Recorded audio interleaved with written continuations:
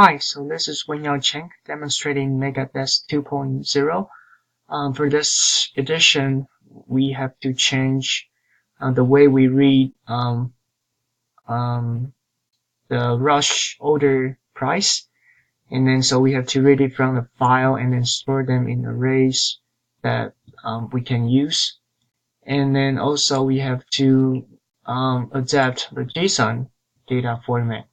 And so here is my demonstration of our program. Let's say if we want to do when and then do 50 $0 pine and 3 days, and then we can add a quote and it will show us if it's added successfully, and then also the quote amount.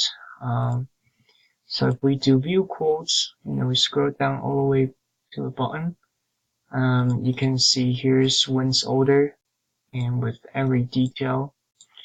And then when we go to search quotes, according to the different material, we can filter the data and display what we want to see. And so, yeah, that is my program. Thank you for watching.